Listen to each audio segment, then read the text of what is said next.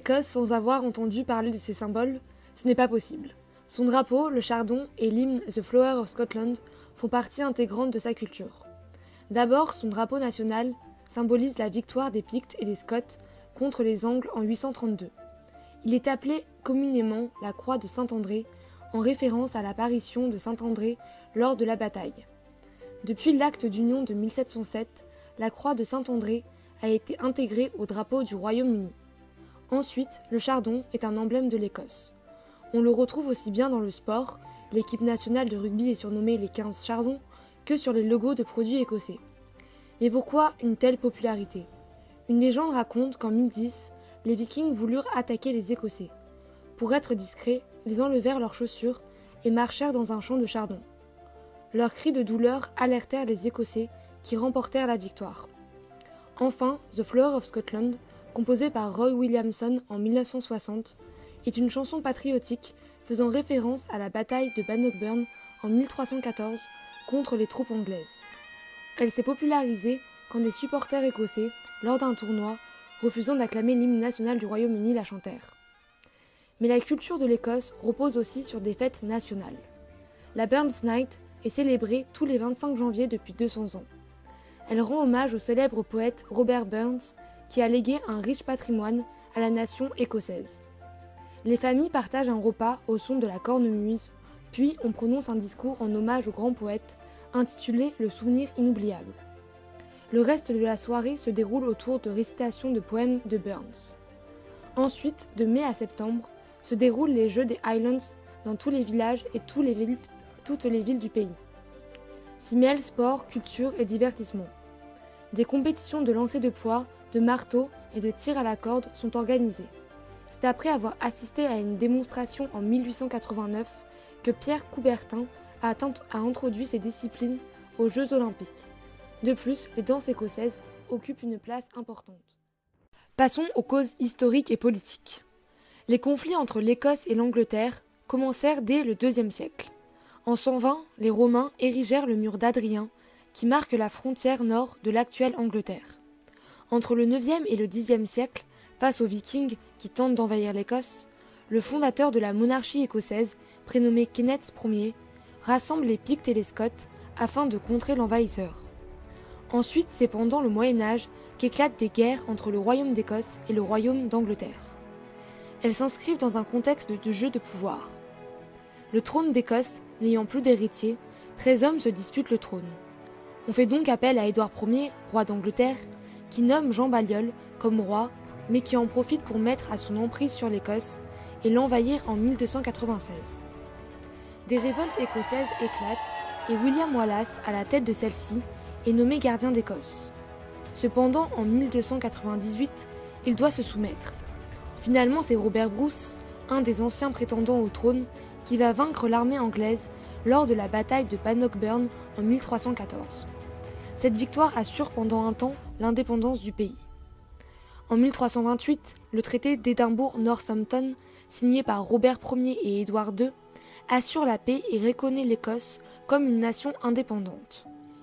Mais après la mort de ce dernier, son successeur entend rétablir la réputation de l'Angleterre. Édouard III s'allie avec Édouard Balliol, prétendant au trône d'Écosse. En 1333, ils organisent le siège de Berwick et le territoire écossais est mis sous domination anglaise. Le pays est ravagé, son économie est déplorable et les habitants entretiennent une haine féroce contre l'ennemi anglais.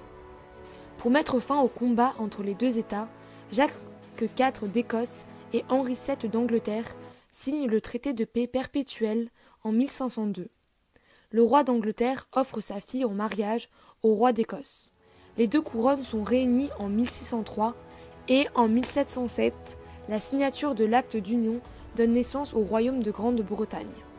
Le royaume est dirigé par un roi et a un parlement unique, le Parlement de Londres.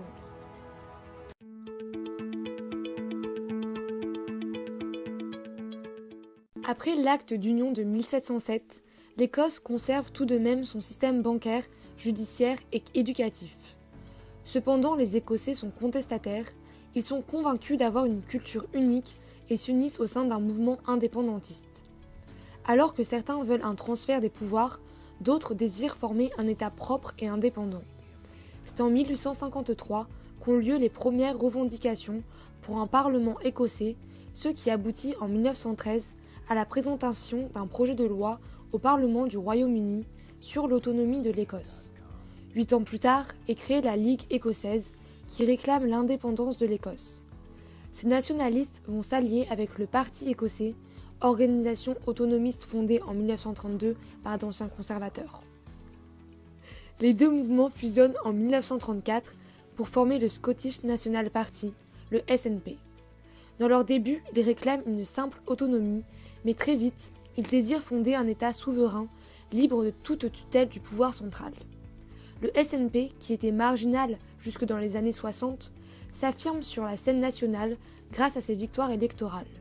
La volonté d'indépendance est d'autant prise au sérieux dans les années 70, car cette période marque la découverte du pétrole en mer du Nord, qui montre que l'Écosse a une ressource économique viable.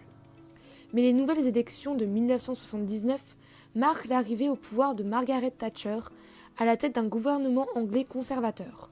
Son mandat, renouvelé jusqu'en 1987, alimentera les revendications écossaises.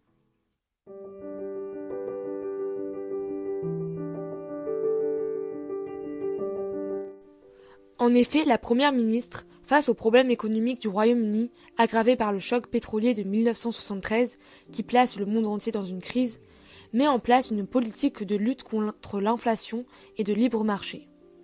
Elle fait de véritables coupures dans les dépenses publiques, augmente les taux d'intérêt de la Banque d'Angleterre et écrase les syndicats. Ces réformes sont prises au dépourvu de la nation écossaise.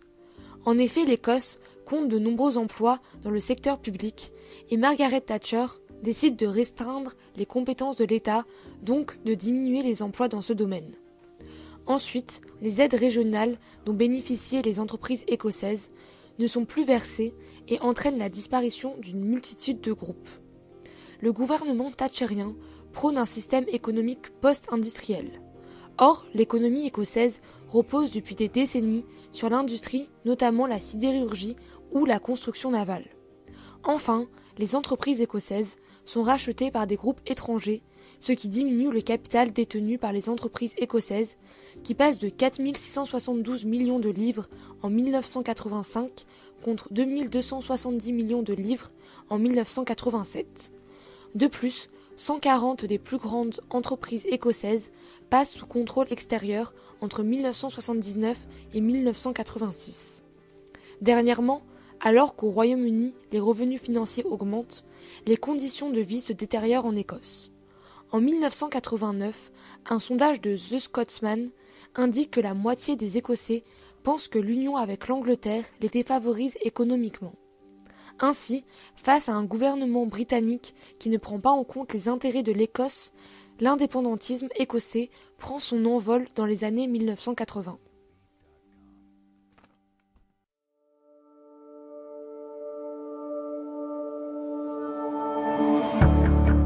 Pourtant, c'est en 1998, suite à un référendum sur le transfert de pouvoir, où 75% des Écossais votent pour le oui, que l'Écosse obtient le statut de région semi-autonome.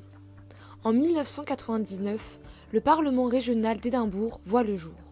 Il se voit attribuer une partie des pouvoirs législatifs et certaines compétences administratives. Cette instance est responsable de l'éducation, de la santé, de l'environnement et de la justice. Cependant, la diplomatie et la défense relèvent de Londres. Ensuite, en 2007, pour la première fois depuis la dévolution de la fin des années 90, l'Écosse porte à sa tête un Premier ministre indépendantiste, Alex Salmond. Voulant organiser un référendum sur l'indépendance, il signe l'accord d'Édimbourg avec le Premier ministre britannique David Cameron en 2012. Puis, le 18 septembre 2014, plus de 4 millions d'Écossais votent. Le non l'emporte à 55%. Cependant, en 2016, un référendum sur la sortie de l'Union européenne du Royaume-Uni change la donne. Le Royaume-Uni vote à 52% pour sortir de l'Europe, alors que 62% des Écossais souhaitent y rester. Cet événement remet en cause le premier référendum de 2014 et le gouvernement écossais entend le renouveler. Néanmoins, la première ministre actuelle Nicolas Sturgeon, a imposé aux Écossais d'attendre 2018, le temps que les accords avec l'Europe concernant le Brexit soient conclus.